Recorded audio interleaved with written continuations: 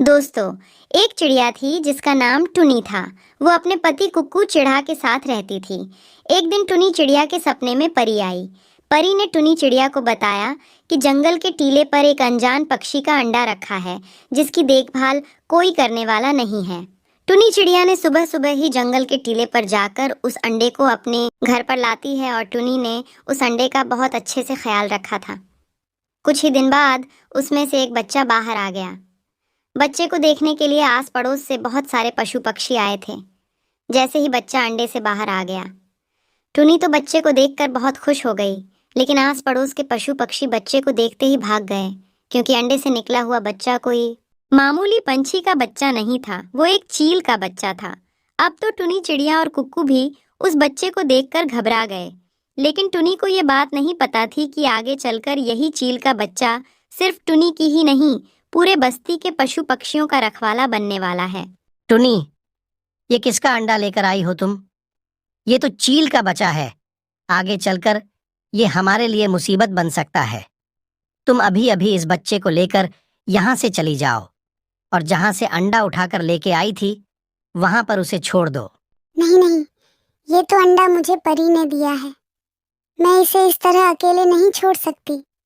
अगर ये बच्चा चील का है तो क्या हुआ, मैं इसे पाल पोस कर बड़ा करूंगी। टुनी की जिद के आगे कुक्कू चिड़िया की एक न चली। टुनी ने अपने बच्चे का नाम मोनू रख दिया। दूसरे ही दिन से सारे पशु पक्षी टुनी चिड़िया को भला बुरा कहने लगे। अरे, ये टुनी चिड़िया हमारी मौत को अपने घर में लेकर आई है। तुम देखना, आगे चलकर जब ये बच्चा बड़ा होगा, ये सबसे पहले हमें खा जाएगा। ये बात पूरे बस्ती में फैल गई और साथ ही साथ ये बात तोता राजा के कानों तक भी पहुंच गई। राजा जी ने शाम को मीटिंग बुलाई और उसमें टुनी और कुक्कू चिड़िया दोनों को आने का संदेश भेज दिया।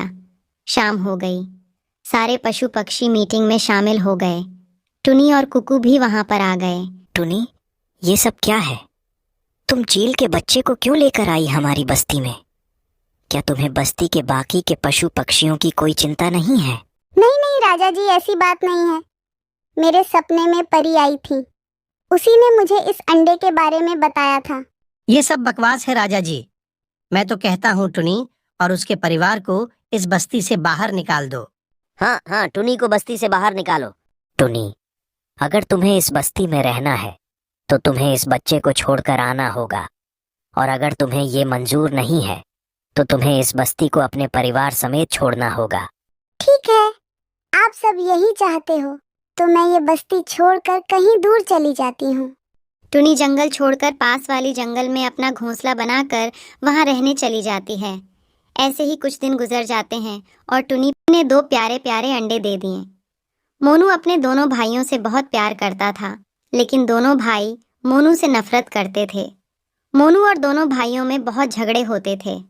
ऐसे ही एक दिन दोनों भाई खेल रहे थे, तभी मोनू वहां पर आ जाता है।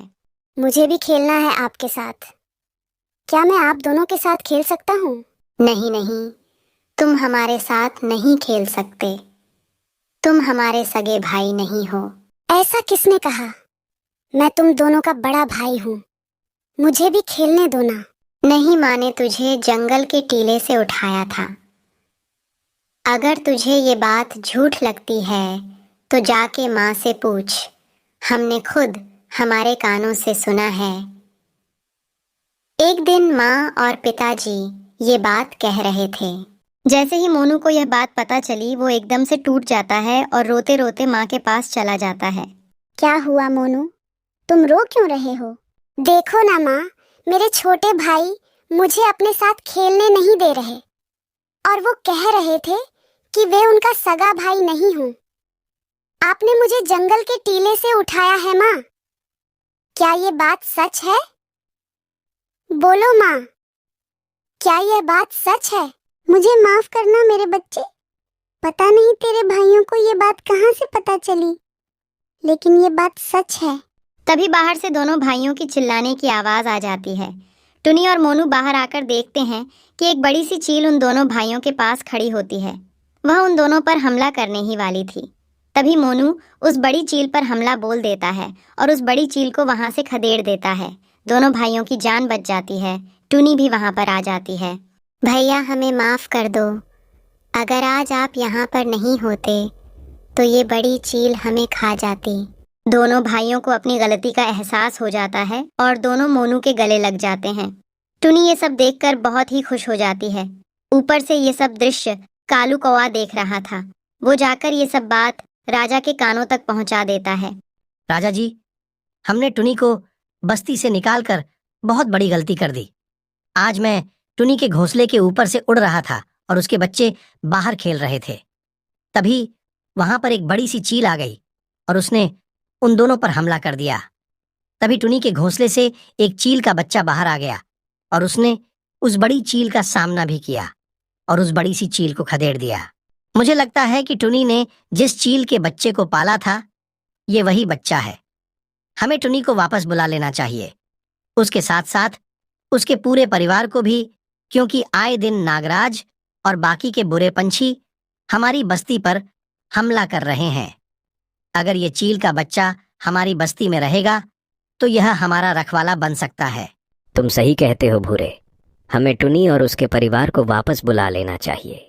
राजा सिपाही पक्षियों द्वारा टुन्नी को वापस बुलाने के लिए संदेशा भेज देता है और टुन्नी भी पिछली सारी बातों को भुलाकर बस्ती में वापस रहने आ जाती है। सारे पशु पक्षी भी चील को अपना लेते हैं। जब भी बस्ती पर कोई संकट आ जाता, मोनू उस संकट का सामना करता था। ऐसे ही आगे चलकर मोनू, टुनी और पूरे बस्ती का रखवाला बन गया।